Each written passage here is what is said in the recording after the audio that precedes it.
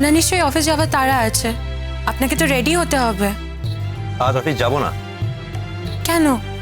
আপনি অফিস কামাই করবেন কেন? আমি তো সারাদিন ওকে দেখে রাখতে পারবো। সেই জন্য নয়, তাহলে? এমনি। আপনি দুধটা খেয়ে নিন, আমি আমার কফিটা নিয়ে আসি গিয়ে। আর এখানে পেপার রইল, আপনার পড়া হলে আমি পড়বো।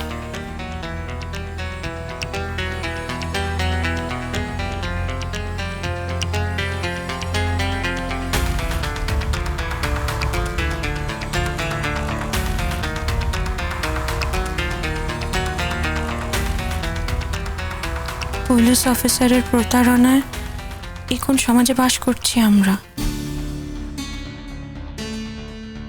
রণজয় চ্যাটার্জি নামের একজন পুলিশ অফিসারের প্রতারণার দায় সাসপেনশন। রণজয় চ্যাটার্জি একজন দক্ষ পুলিশ অফিসার, কিন্তু ব্যক্তিগত জীবনে দুর্নীতির কারণে তার কর্মস্থল তাকে সাসপেন্ড করল। তার স্ত্রী থাকতেও তিনি আরেকটি মহিলার সঙ্গে সম্পর্কে জড়িয়ে সন্তানের জন্ম দিয়েছেন এবং এক স্ত্রীর বর্তমানে থাকতে ওই দ্বিতীয় মহিলাটিকে নিয়ে হোটেলে রাত কাটিয়েছেন। স্বামীর পরিচয়, আবার ওই স্বামীর পরিচয় হসপিটালে ভর্তি করিয়েছেন। আর এই অভিযোগে তদন্ত কমিশন গঠিত হয়ে তাকে শোকজ করা হয়েছে। ঘনিষ্ঠ সূত্রে খবর, তিনি চাকরি থেকে বরখাস্তও হতে পারে। পুলিশ মহলে এরকম একটা চাঞ্চল্যকর ঘটনা নিয়ে যথেষ্ট আলোড়ন তৈরি হয়েছে।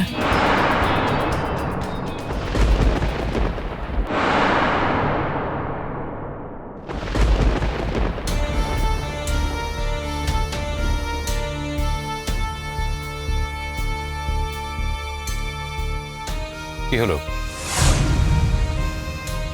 দুধটা খাননি? আপনি খবরের কাগজ পড়েছেন? না। কেন, কি হলো? এই নিউজটা পড়ুন।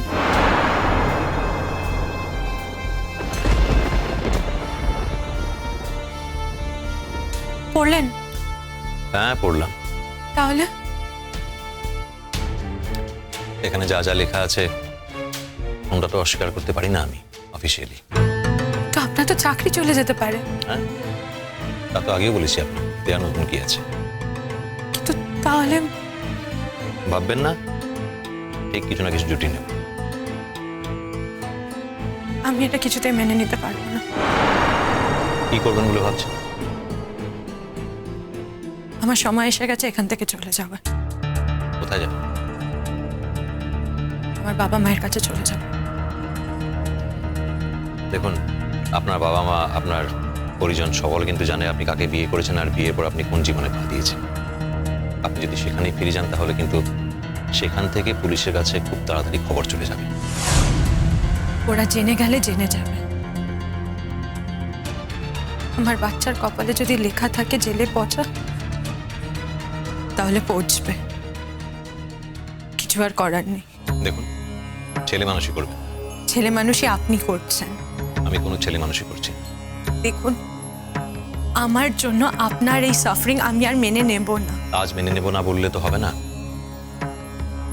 যতদূর আপনি মানিয়ে নিয়েছেন এখান থেকে ফিরে যাওয়ার কোনো উপায় নেই, তাই মানিয়ে নিতেই হবে। সেটা তো হতে পারে না।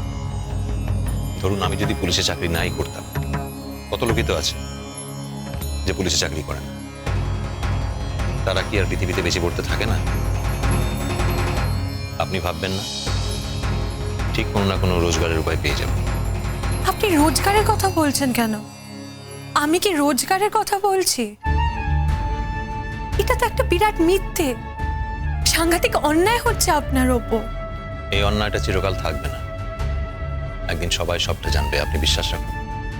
মিস্টার রণজয় চ্যাটার্জি, একদিন কি হবে তার জন্য আজকের এই দিনটা আপনি বিসর্জন দিয়ে দিতে পারেন না। দেখুন, আমি আমার জীবনে সিম্পল দু একটা নীতি মেনে চলি। আমি যদি কাউকে কোনো কমিটমেন্ট দিই তাহলে সেই কমিটমেন্ট আমি আমৃত্যু রাখার চেষ্টা করি।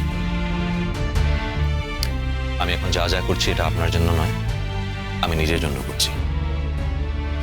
আপনার নিজের জন্য? হ্যাঁ, আমার নিজের জন্য, আমার নিজের কমিটমেন্ট রাখার জন্য। আপনি শুধু শুধু নিজেকে এর মধ্যে জড়িয়ে গিল্ট ফিলিং নিয়ে বাঁচবেন না প্লিজ। ছি ছি ছি ছি ছি, আমার জন্য আপনার কত ভয়ঙ্কর ক্ষতি হয়ে যাচ্ছে। তো ভয়ঙ্কর ক্ষতি হয়ে গেল। কে বললো শুধু ক্ষতি হয়েছে? হয়তো আপনার জন্য নিজের কাছের মানুষদের চিনতে পারলাম। আপনি ওনাদের দোষ দিতে পারেন না। দোষ দিলাম কোথায়? আপনি দোষ দিচ্ছেন। আপনি অভিমান করে বলছেন ওনারা আপনাকে কেন বুঝতে পারেনি। আপনি উল্টো করে ভাবুন তো, নিজেকে ইমনের জায়গায় দাঁড় করান। আপনি কি করতেন? আর যাই করি, অবিশ্বাস করতাম না। ওরকম মনে হয় নিজের জীবনে যখন এরকম সিচুয়েশন এসে পড়ে তখন এই কথা বলা অত সহজ হয় না। বলছেন আপনি আমাকে কতটুকু বা চেনেন?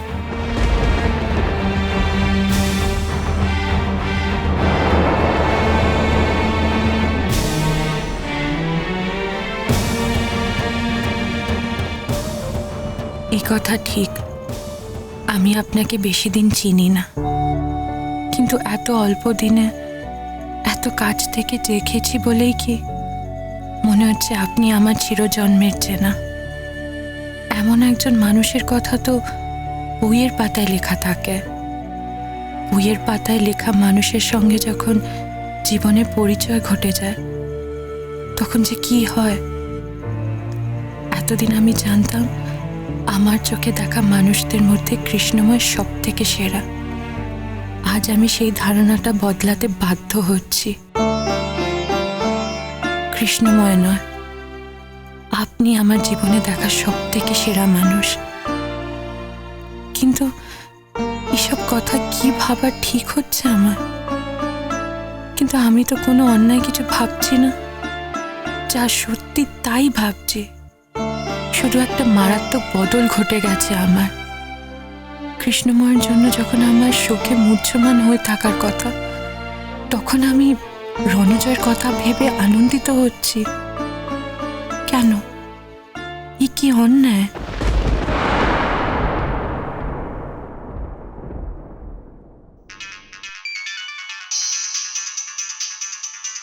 আপনার ফোন বাজছে।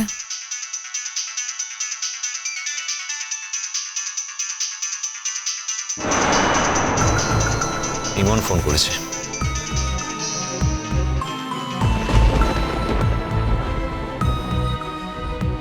ফোনটা সাইলেন্ট করে দিলেন কেন? ফোনটা ধরুন, কথা বলুন।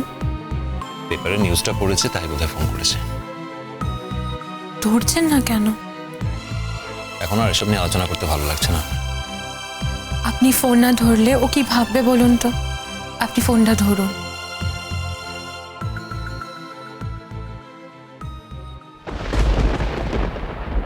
হ্যালো,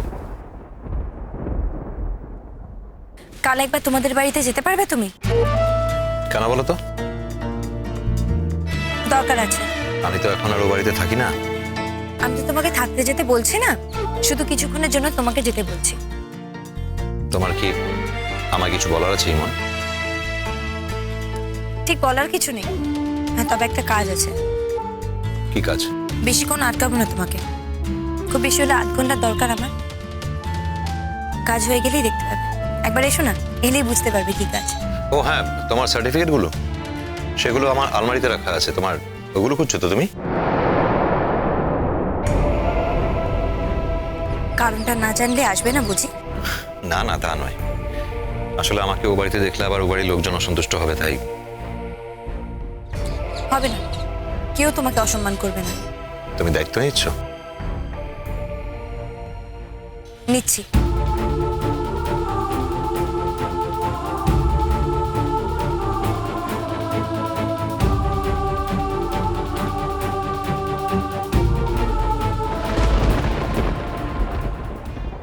রণর সঙ্গে তোর কাজ? সে কি? রণর সাথে তোর কি কাজ থাকতে পারে? আছে। আমি বুঝতে পেরেছি। বুঝতে পারলেই ভালো।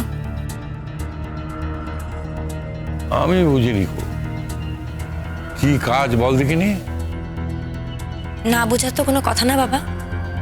আমি তোমার ছেলের সাথে ডিভোর্স নিতে এখানে এসেছি। কুসুম দোলা কুসুম দোলা